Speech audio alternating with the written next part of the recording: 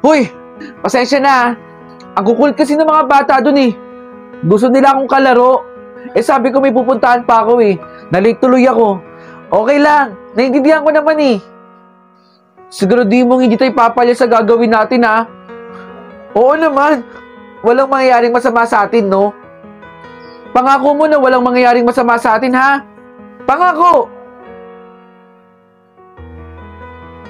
Ay, naku.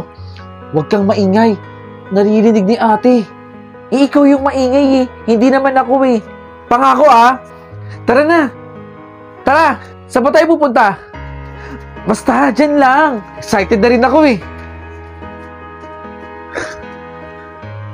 Uy! Sabi ko naman sa'yo, di ba? Huwag masyadong OA. Mapapahamak tayo eh. Nagigets ko naman yung message na gusto mong iparating sa akin, di ba? Na gawin ko yun. Pero di ba? Sabi ko, wag tayong gagawa na ikapapahamak natin. Ang bagal mo kasing kumilos eh. Sorry na. Puro na lang sorry. Sige na nga, tatagapin ko na naman yung sorry mo. Kaibigan naman kita eh. Nakatingin na naman si ate. Baka mamaya gusto niyang makita at malaman kung ano yung ginagawa natin. Basta sa susunod ha, tumahimik ka na lang. Para hindi tayo mapahamak.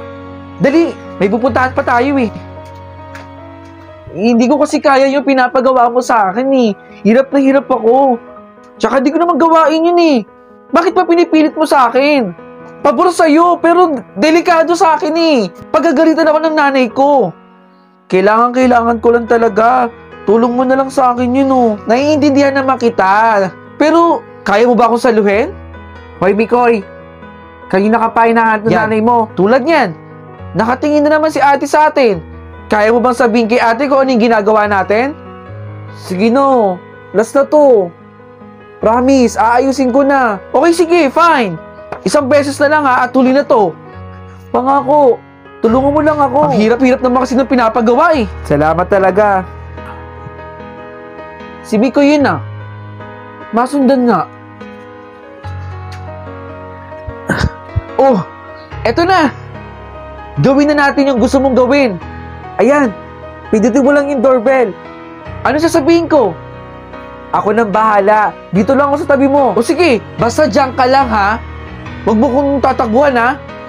Oo naman, dito lang ako. Mikoy, anong ginagawa mo? Ate, bakit mo kami sinundan? Hindi mo ba nakikita si Pablo? Dito siya nakatira oh. Hindi ko nakikita yung kausap mo. At saka yung kilala kong Pablo, yun yung kababata ko na nabundol dati. At hindi inabot ng buhay sa ospital.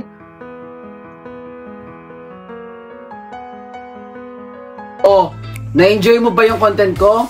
At gusto mo rin bang manalo ng POV shirt gaya ng suot ko? Madiscarding nila lang? Nako, wag mong kalimutang i-follow yung Facebook page na nandito sa screen.